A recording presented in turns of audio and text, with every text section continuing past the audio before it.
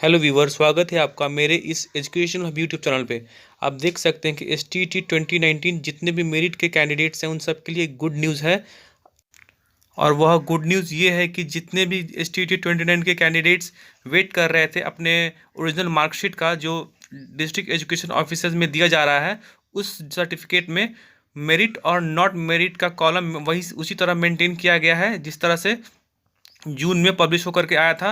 जितने भी मेरिट के कैंडिडेट्स हैं उनका मार्क्स और वो इन मेरिट है, और साथ ही उसका कैटेगरी में रैंक, और अगर वो अनरिजर्व में है तो वो अनरिजर्व का रैंक भी दिया हुआ था।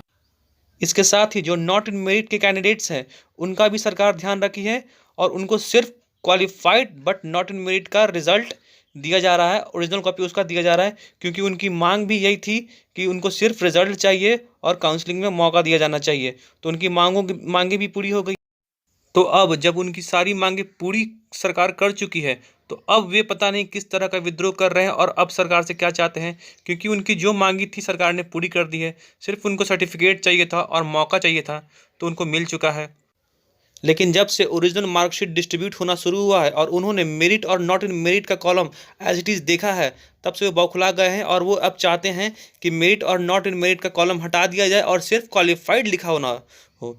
तो ये कैसे हो सकता है? जितने भी विद्यार्थी जो मेहनत करके अपना मेरिट में स्थान बनाए हैं, वे कैसे इतनी आसानी से मेरिट को हटने देंगे? जितने भी कैंडिडेट्स आज नॉट इन मेरिट में हैं, क्या उन्होंने फॉर्म भरते टाइम नोटिफिकेशन नहीं पढ़ा था ठीक से? क्या उन्होंने ये लाइन नहीं देखा था कि ये सिर्फ एलिजिबिलिटी टेस्ट नहीं है, बल्कि ये सिर्फ एलिजिबिलिटी कम कॉम्पिटिटिव नेचर का एग्ज़ाम है, और जितनी सीट्स होंगी उतनी ही रिजल्ट प्रकाशित की जाएंगी? क्या उन्होंने इस बात को नहीं पढ़ा था? और आज जब नॉट इन मेरिट के लिस्ट में आ गए हैं तो बोलते हैं कि ये सिर्फ क्वालिफाइड नेचर का एग्ज़ाम है, ये सिर्फ एलिजिबिलिटी टेस्ट है, और तो सिर्फ नॉट इन मेरिट और मेरिट का कॉलम हटा देना चाहिए। तो क्या आपके कहने से हटा दिया जाएगा?